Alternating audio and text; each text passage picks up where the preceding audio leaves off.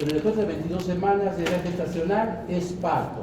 Antes de las 22 semanas, es decir, hasta las 21.6 es aborto. Son las dos formas de determinación de un embarazo. Es deseable que el parto sea a término, más de 37 semanas o más, hasta las 41.6. Antes es pretérmino, después 42 semanas o más es posttérmino, esto ya ustedes lo saben.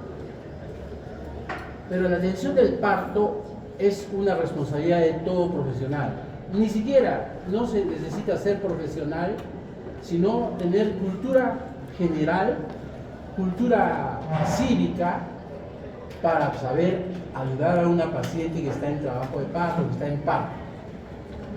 ¿Qué situaciones pueden haber? Las más disímiles, las menos imaginables.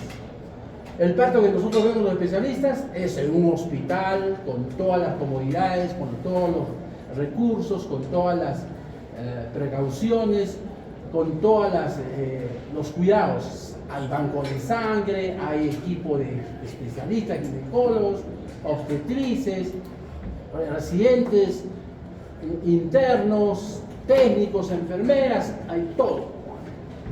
Pero un parto puede darse en una circunstancia en tal que solo la paciente puede estar y solita. Muchas veces en la selva, las pacientes van, se adentran un poco al bosque y ahí tienen su parto. Y si vienen con su bebé, ¿no? Son circunstancias diferentes. Y en función de ese escenario está relacionado las cifras de mortalidad materna y perinatal. Es obvio que la morbilidad o mortalidad materna perinatal en un centro súper especializado es muchísimo menor. Tan bajo como en los países del primer mundo. En Perú, en toda la costa, más o menos se dan esas cifras, por lo menos en las grandes ciudades como es Arequipa, Lima, Chiclayo, Piura. Pero así como en Arequipa, gran ciudad, se dan partos muy vigilados, muy cuidados, en la periferia, por decir, en San Juan de Talucani se están dando partos que probablemente estén comprometiendo la vida del bebé y la vida de la madre. El médico donde esté tiene la alta obligación de, así no quiera o no le guste la ginecobstetricia, tener que atender un parto. Entonces, para atender el parto, tenemos que tener nociones básicas, de eso se trata la clase, nociones básicas. Ustedes van a profundizar y probablemente en la clase teórica, en el examen teórico le van a preguntar, porque hay otras clases que se preocupan de las profundidades teóricas de lo que significa el parto. Lo que yo tengo que tocar es básicamente en un hospital o un centro de salud que tenga lo mínimo necesario para poder atender un parto y esté a cargo de un médico. Entiéndase que nosotros somos portadores de poder educar a mucha gente. El policía tiene nociones de tener un parto. El taxista debiera tener nociones de tener un parto. Cualquier transeúnte que es solicitado como ayuda debiera saber atender lo que son básicas, como es tratar en lo posible de llevar cuanto antes a esa parturienta a un centro de salud donde se encuentra un médico, una obstetriz que entiende mucho más de la atención del parto. Que si se da el parto, por lo menos saber cómo en una superficie limpia, en lo posible, se pueda recibir al recién nacido y evitar el peligroso problema del tétanos neonatal, que puede matar rápidamente no solo al bebé, sino a la madre. Eso depende de las condiciones higiénicas del momento del parto. Pero sabemos que el parto no solamente es la salida del bebé. El parto implica cuatro periodos: borramiento y dilatación, expulsivo, alumbramiento y el cuarto, el posparto inmediato, que es un cuarto periodo que muchos autores lo consideran y que a efectos de tener mejores resultados en cifras de morbo y mortalidad es conveniente considerarlo como un cuarto periodo del parto. Entonces, en función de los escenarios, nosotros tenemos que tener las nociones básicas. Antes de ello, lo que he mencionado es el parto respecto a la edad gestacional, el parto eutóxico respecto a que no hay intervención mayormente de las personas y el parto se sucede en un curso normal. Es una gestante de término, el feto en presentación cefálica de vértice, el parto se sucede, el producto transpone el parto vaginal sin mayor problema y sale un recién nacido en buenas condiciones. El distóxico ya existen problemas en alguno de los momentos del parto.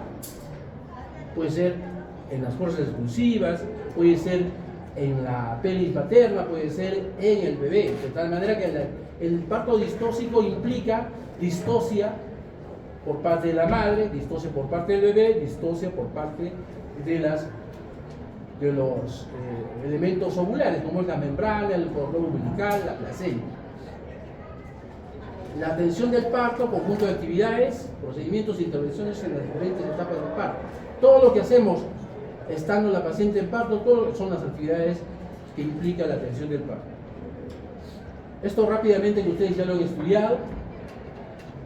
Tenemos una paciente que está con cuello cerrado, no dilatado, pero ya hay contracciones. ¿Y cuando decimos que ya empezó el parto? Tiene que darse una mini consideraciones.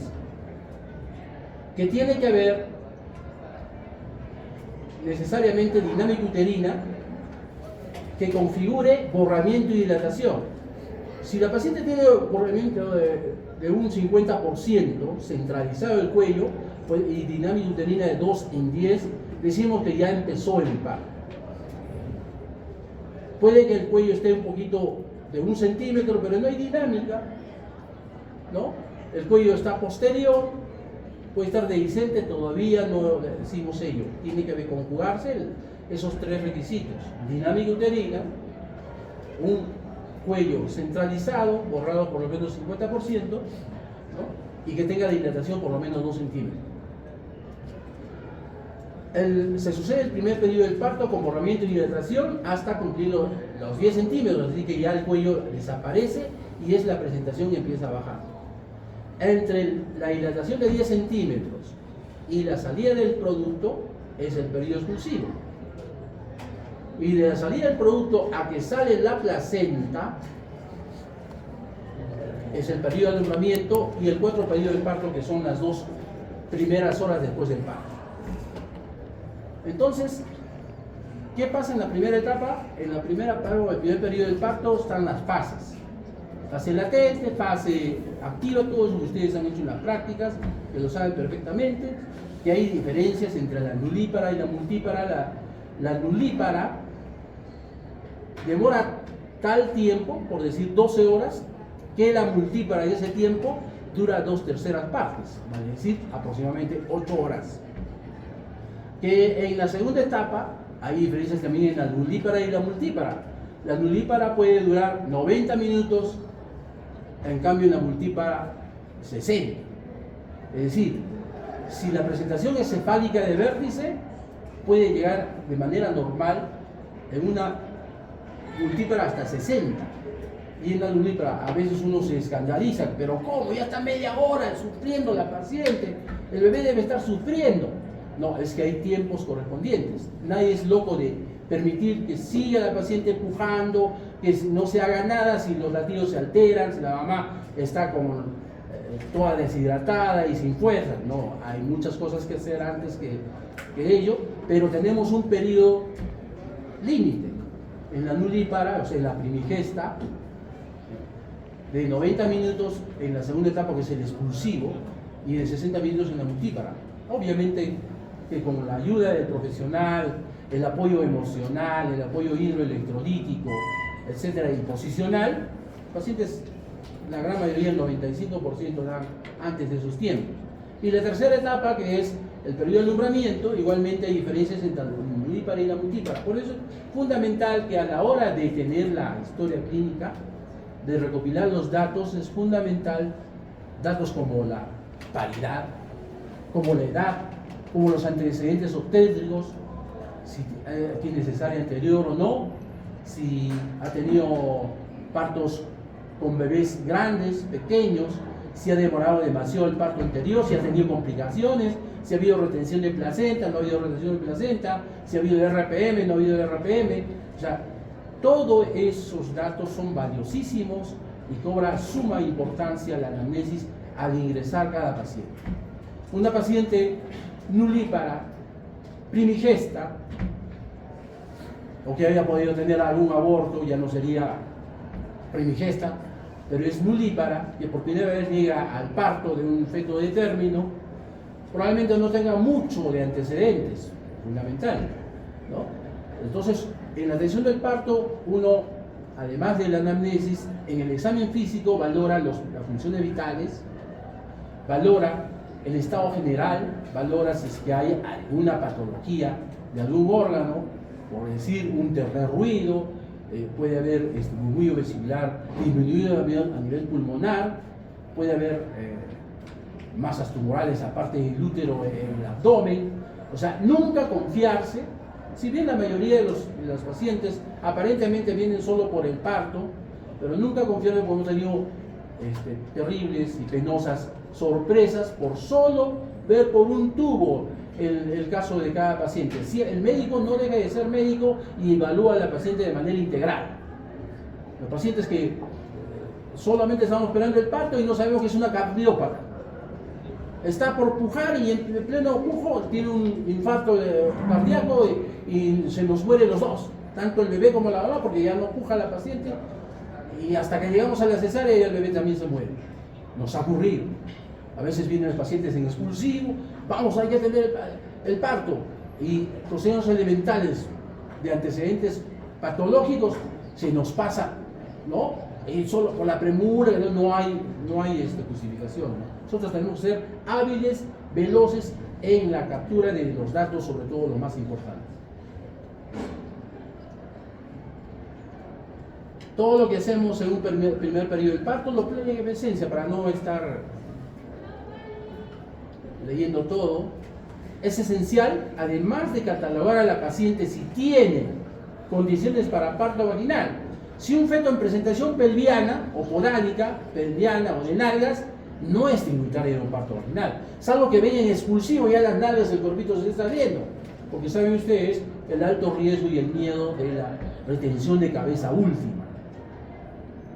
Como ustedes han podido ver, para que el segundo periodo del parto sea el expulsivo, un bebé nulípara o multípara con presentación cefálica tiene esos tiempos.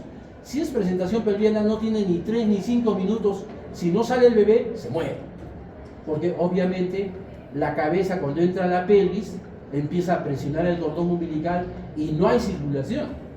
O sea, el bebé solo depende de su reserva respiratoria fetal.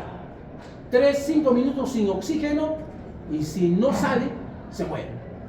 Entonces, está ya protocolizado que toda paciente feto en presentación pelviana tiene que ser cesárea, por más que tenga una buena pelvis, por más que el bebé sea pequeño, por más que sepamos que no va a haber la retención de cabeza última, pero siempre el tiempo que transcurre en el canal del parto, que puede ser los 2, los 3, los 4, 5 minutos, va a generar hipoxia fetal importante y los bebés salen deprimidos, así de tal manera que a nivel mundial está determinado ello. Algunos sitios todavía permiten, sí, pues, algunos salen bien, pero otros salen mal. Pero si sabemos que la cesárea es el recurso que nos garantiza que salga en buenas condiciones, ¿por qué tendríamos que negar eso a la paciente?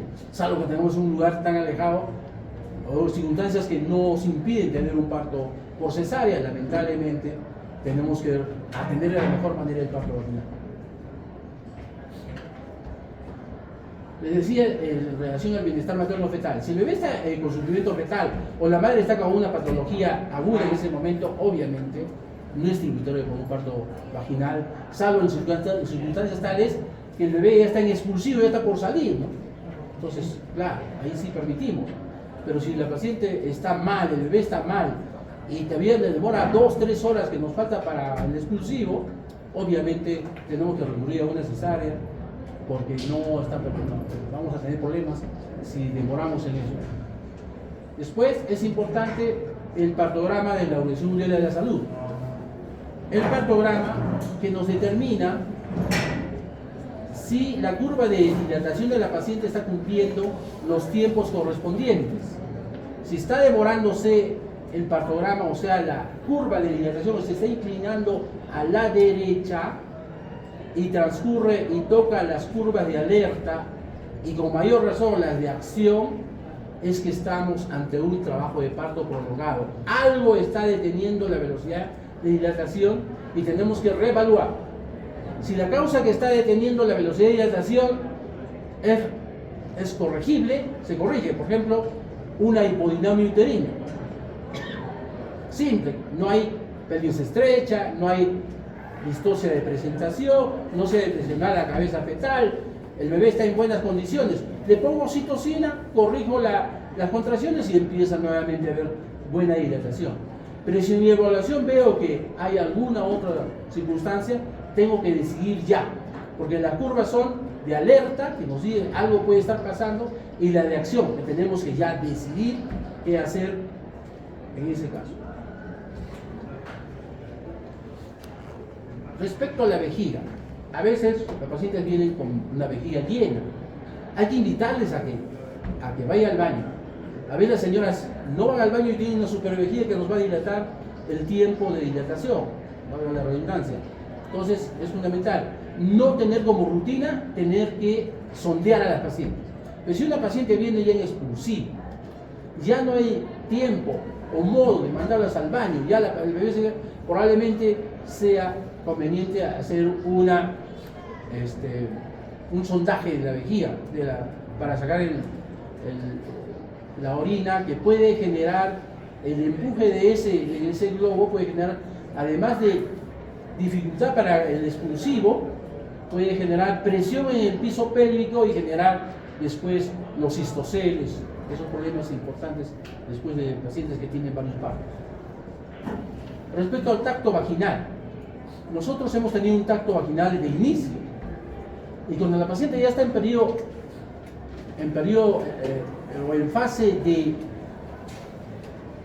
fase activa, tenemos que tener el tacto a razón de cada 2 horas. Si no hay contraindicaciones, ¿cuál es la contraindicación más común y corriente? La RPM, ¿cierto? Entonces, porque claro, a más tactos, más posibilidad, encima que hay riesgo de infección por la misma RPM más los tactos, va a generar mucho más. Pero tenemos que tener un punto medio discriminatorio, porque si algo está sucediendo, por ejemplo, el cordón se está prolapsando y por no hacer tacto demoramos en el diagnóstico, también estamos en el otro extremo. Poner por lo menos cada 3 horas, o cuando hay alteraciones en los latidos cardíacos, o cuando el líquido amniótico, que aparentemente era claro, se está cambiando de color, tenemos que evaluar necesariamente. Respecto a la ruptura artificial de membranas, es bien sabido que la ruptura artificial de membranas, o que es la amniorexis, es un elemento que ayuda en 2 circunstancias. Cuando hay duda respecto a si el líquido es verde o no es verde, indicativo que el líquido meconial puede estar en relación a hipoxia fetal, o cuando queremos apurar la dinámica sin poner más oxitocina. Está demostrado que el solo hecho de romper las bolsas aumenta la actividad uterina y aumenta la velocidad de dilatación cervical. Pero hay que saberlo hacer, ¿no? ¿En qué momento? En el momento en que haya imposibilidad de que prolapse el cordón. Vale decir, si yo tengo una cabeza alta, en -3, en -4, viene la contracción uterina, no baja la cabeza, pero sí abomba tremendamente la bolsa de las aguas. Si yo rompo en ese momento, va a salir buena cantidad de líquido y probablemente por ahí se escape el cordón umbilical. No conviene. Tiene que estar la cabeza por lo menos insinuada, descendida, mejor si está encajada, que me da la seguridad de que por más que haga la amniorexis, no va a escapar el cordón por alguno de los costados. Eso es fundamental. Nunca hacer el RAM en presentaciones altas, salvo en ciertas circunstancias, ¿no? Donde uno se lleva el riesgo del prolapso del cordón, pero yo tengo listo una sala de operación. Entiéndase que el prolapso del cordón es una emergencia absoluta. Si yo me demoro, la cabeza empuja, presiona el cordón contra la pelvis materna, hay bloqueo de la circulación funicular y eventual muerte en 3, 4, 5 minutos. Cuando tenemos eso, nosotros ¿qué hacemos? Inmediatamente hacemos un tacto, empujamos la cabeza, luchamos contra el útero que le empuja, nosotros con los dedos empujamos la presentación y está el cordón ahí latiendo al lado de nosotros, está latiendo ahí el cordón. Y así tenemos que ir hasta sala de operaciones.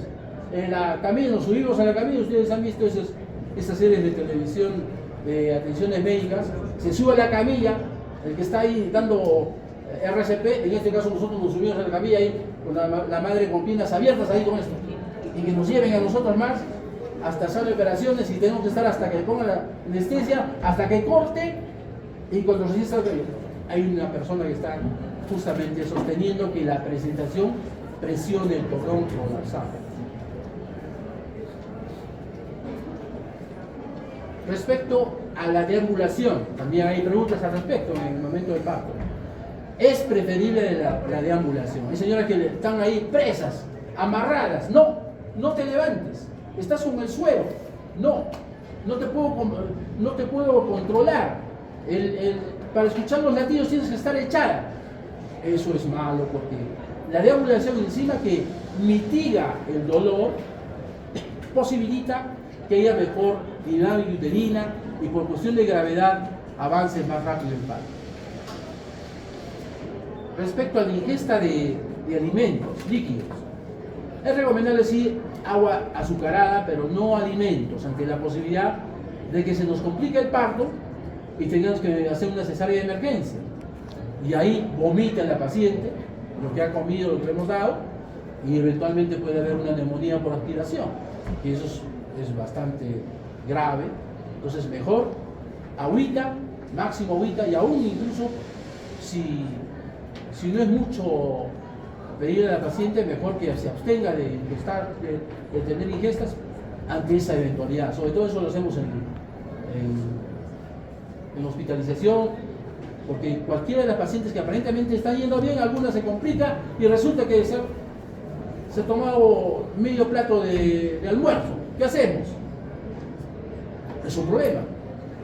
Entonces, estamos dando un metoclopramida endovenoso, estamos tratando de atender a la paciente, estar muy atentos a la paciente a que vomite, a estar rápidamente volteando de costado, y aún así se nos suplica. Respecto a la administración de vía, unos dicen que no, que sí, que al tener una vía la estás limitando en su movilidad. Sí es mejor poner una vía, no importa que esté con su poste ahí caminando, es mejor una vía porque ante una emergencia y no tenga vía, probablemente no puedan encontrar una vía. Nos ha ocurrido. No, ya la señora está allá, no te preocupes, ya primero atender el parto. Viene el parto, sale el bebé y empieza una hemorragia profusa. Ponle la vía, no le pusiste y no encuentran la vía. Porque la paciente se está chocando, está hipotensándose, no le encuentra la vía. Y es un problema serio. Tenemos que llamar a emergencias en el mismo hospital, a llamar a alguien que sepa catéter central, porque no encontramos, hasta que hagamos una flebotomía, etcétera, viene y le pone un catéter central y estamos administrando líquidos en una paciente que se está chocando. Entonces, siempre mejor es una vía, estén en posta, en lo que sea, en cualquier sitio, mejor una vía, porque la circunstancia de una hemorragia se da sobre todo en cualquier momento, pero principalmente después que salga el producto. La famosa hemorragia postparto, que es la primera causa de muerte materna en nuestra patria y en países del tercer mundo. Es una vergüenza, pero así ocurre. En el primer mundo no, pues eso es raro. Y básicamente todas esas decisiones y el hecho de que nosotros estemos en la cola respecto a cifras, es culpa esencial y principalmente de los médicos. No echemos la culpa al político, no echemos la culpa a los a los hospitales o a los directores. Esencialmente es nuestra culpa. Nosotros tenemos capacidad de decisión muchas veces y podemos presionar para que las autoridades y todo nos pongan todo lo necesario. Y si yo soy responsable de una circunscripción médica periférica, igualmente me puedo tirar la pera, rascarme y irme a estudiar para el residentado y me interesa un comino que ocurra en lugar de serums.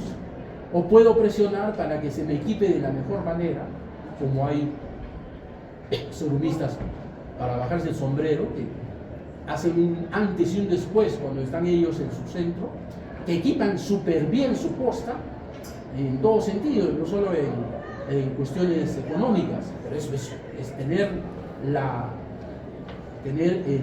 conciencia de querer hacer algo, ¿no? Porque eso lo hacen normalmente en otros países. En nuestro país no nos interesa. Respecto a la hemorragia postparto,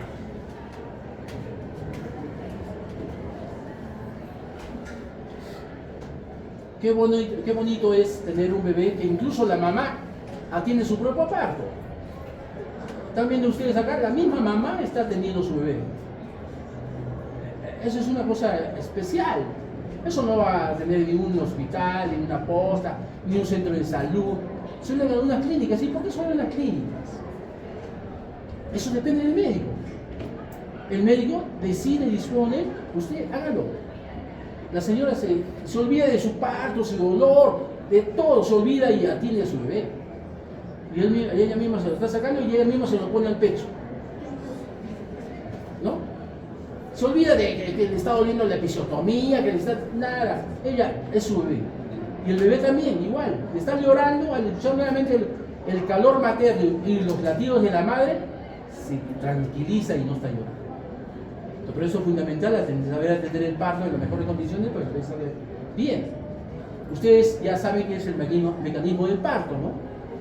Acomodación al estrecho superior, descenso y encaje, rotación interna, extensión, oranación, expulsión, rotación externa, parto de hombro anterior, hombro posterior, según sea derecha o izquierda, están las rotaciones en horario, antihorario en relación a la rotación interna y la rotación externa. Eso ya lo he hecho bastantes veces en prácticas.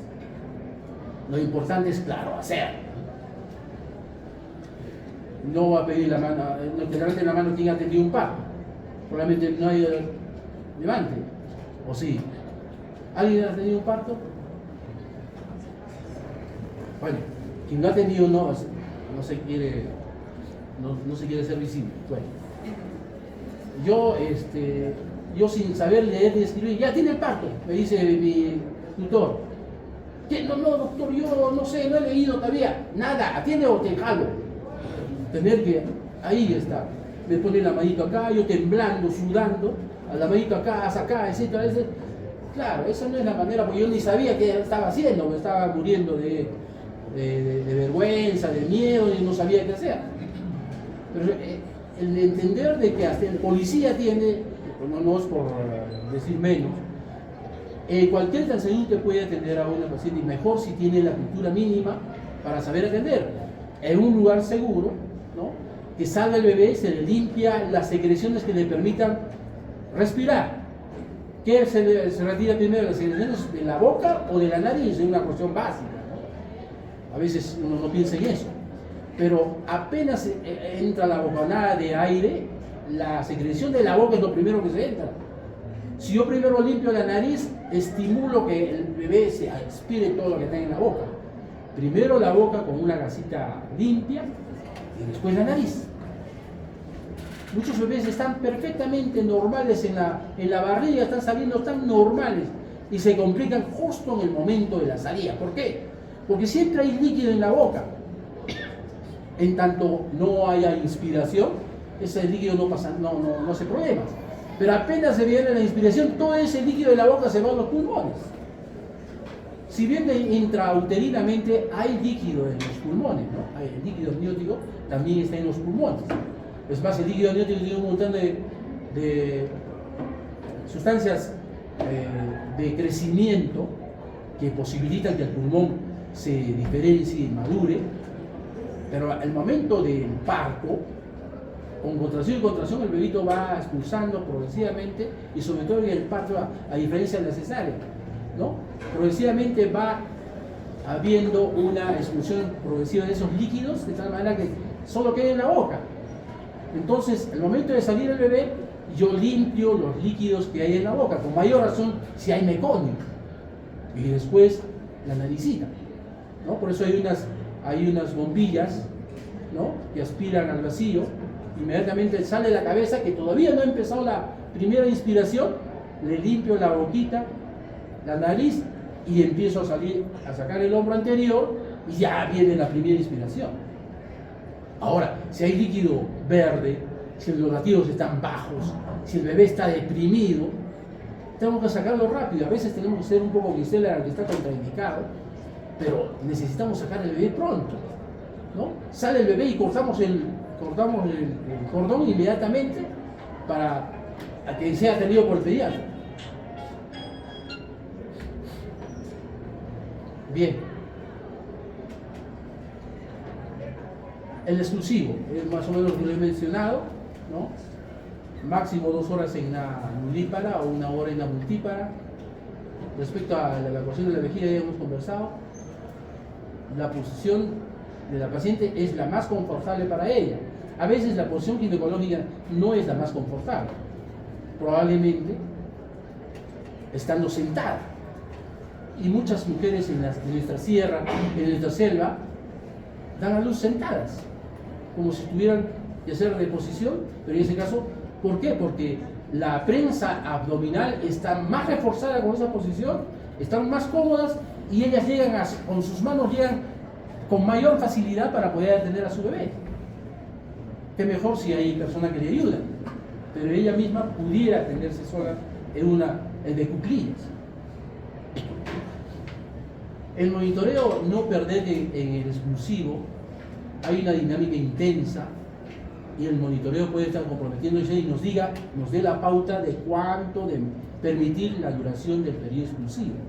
Si los latidos están menos de 100, tenemos que apurar.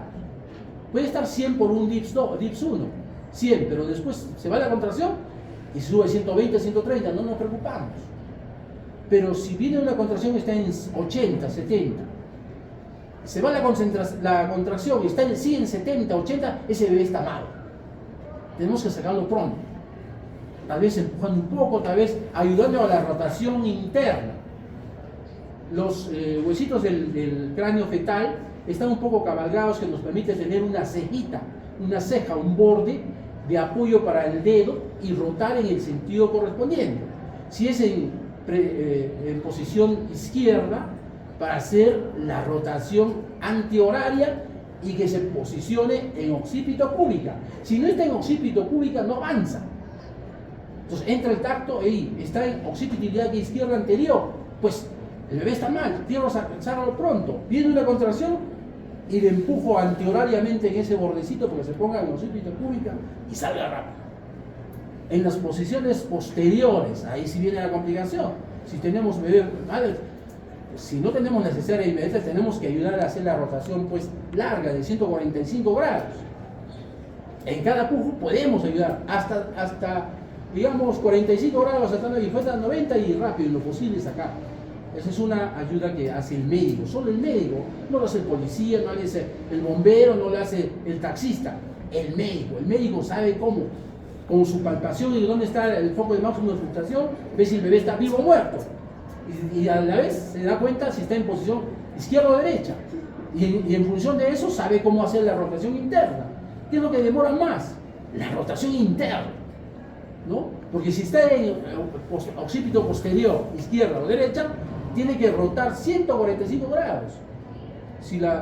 Entonces tenemos que ayudar en ese sentido a la paciente, ya sea rotar en las posiciones derechas, rotar en sentido horario, y en las posiciones izquierdas en sentido antihorario.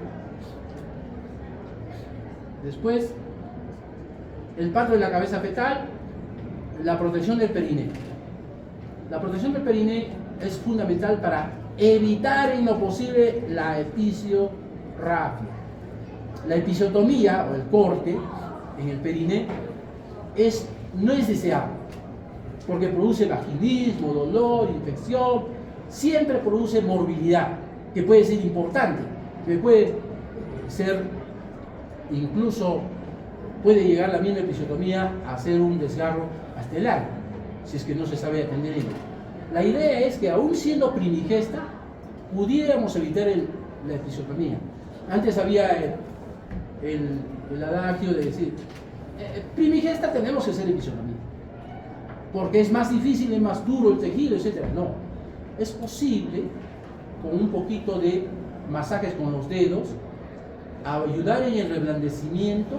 Uno dice que no, se está edematizando, no, pero eso ayuda a que se relaje, se estire un poco, se ayude, ¿no? Y finalmente se puede atender conteniendo, justamente disminuyendo la tensión en el punto de ruptura inminente, en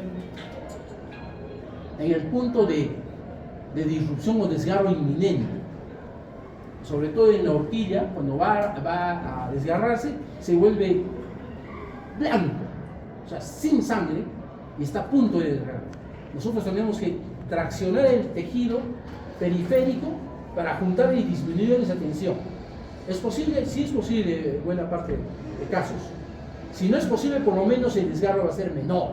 Siempre hay que hacer la protección del perineo.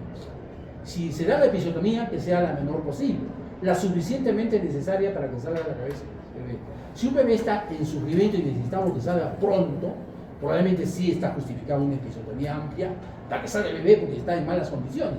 A veces hemos tenido bebés que están con 30, 20, tú lo escuchas, yo no lo escucho, es el latido de la madre, no, esto, saquemos rápido, una episiotomía, no sale, otra episiotomía en la misma paciente, una episiotomía y otra episiotomía para que salga el bebé pronto. Algunas veces hemos tenido bebés con que el pediatra decía, no, si no hay latidos, pero haz después la reanimación y empiezan los latidos, ¿no? Eso depende mucho de las actitudes de los profesionales que atienden a un parto.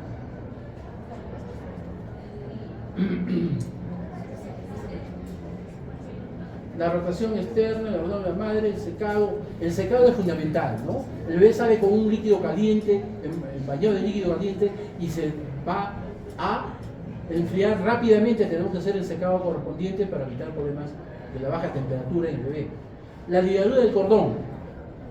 Sale el bebé, y si el bebé está mal, tenemos que cortar inmediatamente el cordón. A veces el bebé tiene una circularidad de cordón. La tenemos que sacar rápidamente para que salga el cuerpecito, pero a veces está tan ajustado, y es la causa del sufrimiento del bebé, que tenemos que pinzar ahí, meter la mano, los dos dedos, meter las pinzas y una tijera entre los dos, desenroscar y sacar al bebé pronto y poder entregar al pediatra. Hemos tenido varios casos en los cuales algunos se nos han muerto.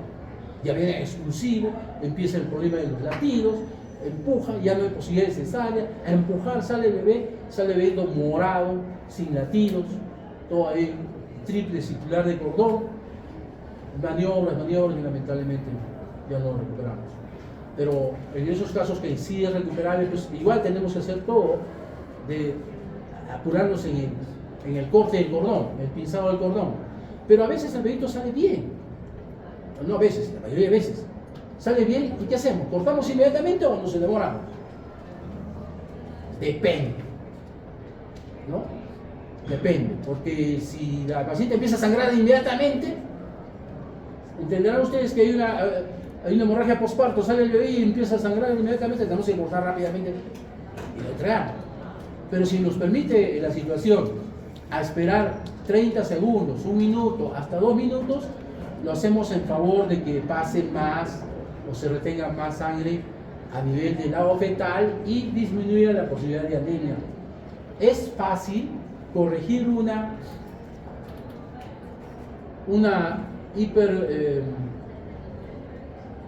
lo contrario de anemia, ¿qué es? Es más fácil corregir porque le hacemos una sangría al bebé y ya lo corregimos. Pero corregir una anemia es mucho más complicado, más tiempo. Y eso es uno de los parámetros de nuestra razón de ser país tercermundista, ¿no? Si imaginan ustedes por culpa de nosotros, uno tiene 70% de anemia infantil. Esa es culpa médica. Echamos la culpa que no tenemos plata, que no nos dan plata, que no es. Eso es mentira. Países más pobres que nosotros no tienen esas tasas, básicamente por acción médica. El médico discurre, hace su programación, ha aprendido a hacer planificación médica, ha hecho dirección, ha hecho administración. Si ustedes sustentan ello, ¿quién les puede decir que no? Si es para nuestros niños, pues somos nosotros los principales causantes de esas terribles cifras.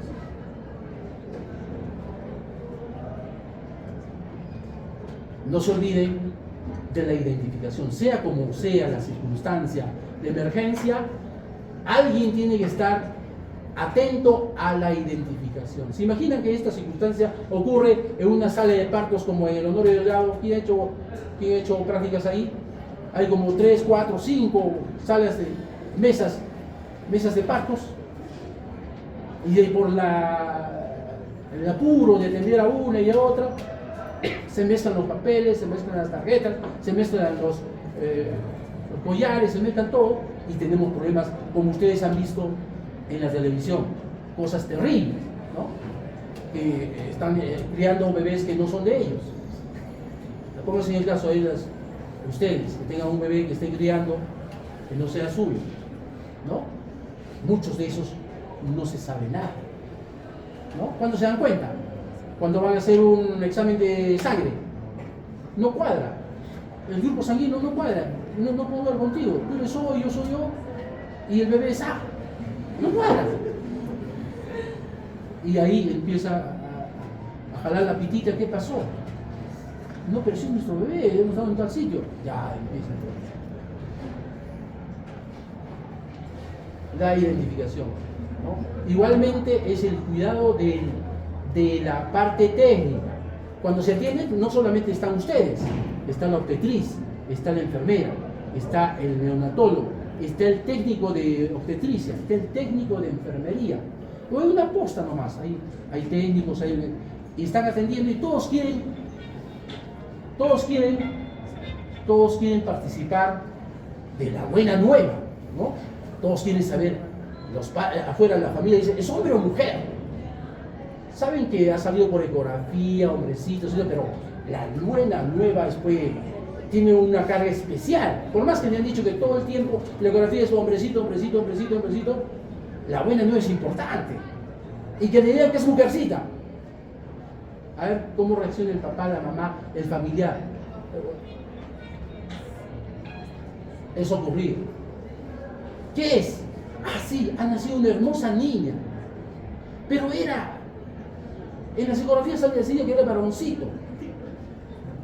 Y la técnica no sabe qué decir. Mejor que espere que el neonatólogo le diga. Y el neonatólogo se demora. Y el ginecólogo también se está demorando porque está haciendo la episiotomía. Ah, ¿por qué se están demorando? Algo está pasando. Sí, efectivamente es una niña. No, la han cambiado porque me han dicho que todo el embarazo era un varoncito y nos dan una niña. Lo han cambiado. ¿Por qué no han sabido inmediatamente? Es un problema. O sea, tienen que tener mucho cuidado en la secuencia, en los papeles, en los roles. Porque la familia que está afuera esperando está con muchas ideas en la cabeza. Ustedes tienen que saber manejar ello. Ahorita en hospitales hay por lo menos 2 o 3 juicios en relación a eso. Una señora le han dicho que era embarazo doble. Doble. A la hora y hora solo le entraron un bebé. ¿Qué piensan? Pues eso fue porque se están robando un bebé. Si le dicen que es hombre y sale mujer, sino que muchas veces hay una ecografía que dice que es hombre, ¿sí? Pero se le dice, no, con cierta seguridad. Pero le ponen en el informe algo, ya me han dicho que es hombre. A la siguiente no ponen nada. Nadie se quiere comprometer en si es hombre o mujer. Pero ya la paciente ya tiene una información de alguien que dice que es hombre. Hacen toda la ecografía y la señora dice, pues es hombre. Si nosotros no me han dicho nada, es que es hombre. Y sale mujer y ahí digo. Cuando sale, le dicen mujercita, mujercita, y sale hombre, no hacen problema. ¿Por qué será, no?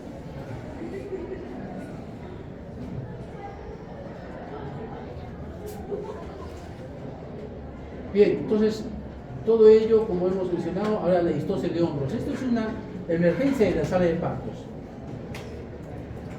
Que se quede el hombro, se atraque porque no pasa el pubis, y no sale, y el bebé ya empieza, como tiene ya la cabeza afuera, empieza a tener estímulo de inspiración, pero necesita o ya está inspirando, pero no es posible porque el resto del cuerpo está dentro, empieza a haber una hipoxia relativa que en el tiempo puede matar al bebé. Entonces se necesita corregir la distosia de hombros. ¿Cuándo ocurre ello? Cuando ha habido un mal cálculo del tamaño fetal, ¿no? Entiéndase que a medida que el bebé va creciendo, la cabeza crece también, puede ser un cabezoncito, pero no es tanto, es el hombro que sigue creciendo, y produce esta distosia de hombro. ¿Cómo nosotros tenemos que prevenir eso? Haciendo el famoso simulacro de distosia de hombros. Cuando les ocurre una distosia de hombros es fatal, hay que hacer varios pasos. Pero si yo no lo sé y tengo un parto normal fácil, hago el simulacro de distosia de hombros. Y cuando me diga la verdadera distosia de hombros, voy a saber qué hacer. ¿En qué consiste? En que la pierna de la madre, las piernas que están en posición ginecológica, las tengo que hiperflexionar por encima, flexionar. Eso me cambia la orientación del pubis, me hace más horizontal al elevar. ¿Y quién me levanta las piernas y me las flexiona? Es una persona por este lado y esta otra persona por este lado, ¿sí? Y entonces, además, con una mano de un lado yo levanto la pierna, la flexiono, y con la otra empujo el hombro por encima del pubis, hacia abajo, ¿sí? Y la otra persona que también está extendiendo la otra pierna empuja el fondo uterino. O sea, sincrónicamente, si yo empujo el hombro hacia abajo y la otra persona empuja el fondo, va a posibilitar que salga el hombro. O sea, son tres personas que ingresan a la distosia de hombro. Quien atiende y está sacando, y las dos personas que están a ambos lados. Uno que aprieta el suprapubis y otra que empuja el fondo. Porque es una situación dramática realmente, que eso nos ha muerto también por no hacer esto. Con esta política del simulacro ya todo el mundo sabe. O sea, la técnica, no sabe nada de partos, pero ya se le dice, tú tienes que hacer esto. Y ahí está, levantando la pierna y empujando el suprapubis o empujando el fondo. Alumbramiento. El alumbramiento es fundamental. El alumbramiento dirigido evita en gran parte la hemorragia postparto. Esto es fundamental. Cuando sale el bebé y el médico puede estar apurado, etcétera, y quieren jalar la placenta y sacarla rápidamente, producen dos complicaciones. Puede haber la inversión uterina, que es fatal, grave, porque no espera que se desprenda la placenta, jala y se viene todo. Y la otra es la hemorragia postparto. La hemorragia postparto tiene que conducirse, tiene que seguirse, tiene que ser con alumbramiento dirigido. ¿Qué significa? Que yo prevengo, antes de sacar la placenta, prevengo que el útero esté contraído. No sé si me explico. Después de que sale el bebé, el útero está flojo, quiere contraerse, pero no a la velocidad correspondiente. Si yo saco la placenta, el útero está flojo y se llena de sangre y empieza a sangrar. Pero si yo espero progresivamente que la placenta no salga, pero el útero se contraiga antes, progresivamente se está contrayendo el útero y sale la placenta y ya no hay sangrado. El sangrado es mínimo. Ese detalle es el alumbramiento dirigido. ¿Con qué lo hago? Con oxitocina. Con mayor razón si la paciente tiene factores de riesgo. Embarazo doble, feto grande, polidramnios, paciente que tiene diabetes.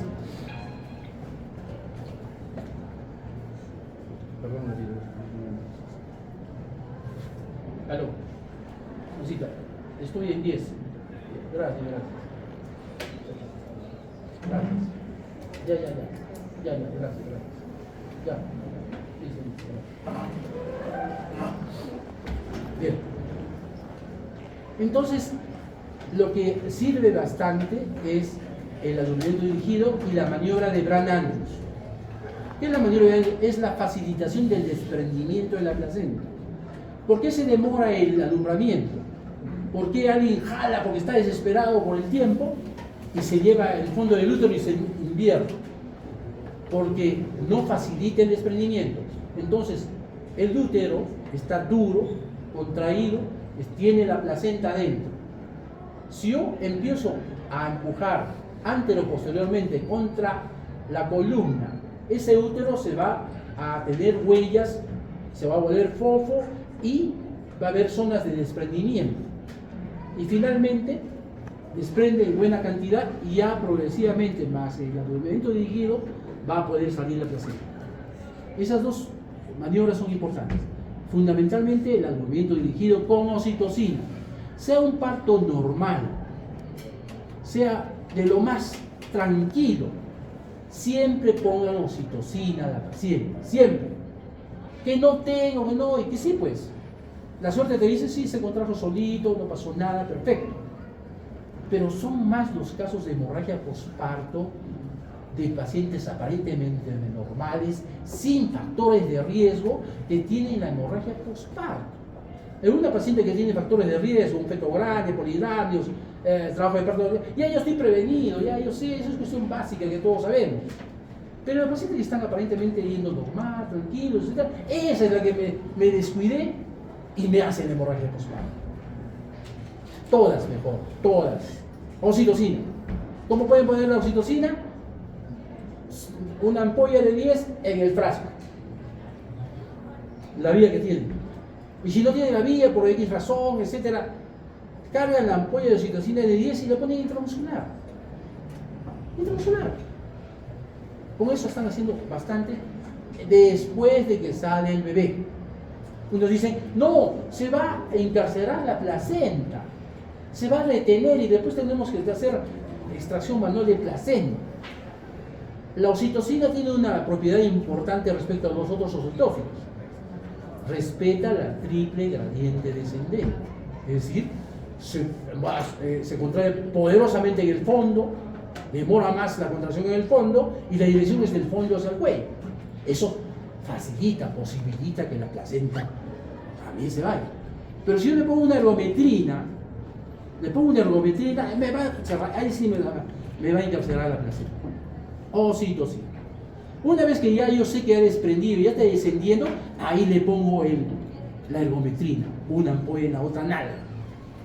Entonces, ahí ya no hay peligro de que se encarcele la placenta porque ya está saliendo y la placenta se está contrayendo en base a la oxitocina, pero la oxitocina tiene un tiempo de vida media corto. En tal sentido, yo tengo que poner la ergometrina que me cierra todo el útero. Y así tengo redondo el resultado de escaso sangrado. Pero la oxitocina es fundamental. La maniobra de Brandt-Andrews, empujar para facilitar el desprendimiento, y con la oxitocina ese útero se va a contraer y el espacio que queda para que haya hematoma retroplacentario es mínimo, que lo hay siempre. Pero si no hay el alumbramiento dirigido, si no hay la maniobra de Brandt-Andrews, ese espacio de hematoma retroplacentario va a ser abundante y es causa de la hemorragia postparto. Y la hemorragia postparto en su gran mayoría es mortal. O sea, ¿qué van a hacer si sangra 1 litro, litro y medio en unos 5 minutos? Litro y medio. ¿Qué hacer? ¿No? Haces masaje, pones ergometrina, todo. Pero en tanto el útero esté fofo, todo lo que hagas va a demorar su tiempo y en tanto sigue perdiendo su... Mismo Hospital Nacional hemos tenido muertes por hemorragia postparto. ¿Qué será en una posta? ¿Qué será en el parto domiciliario? El cuarto periodo del parto, que ahí donde entendemos y nos damos cuenta de la hemorragia postparto por atonía, o sea, en parto normal y con mayor razón en poscesáneo.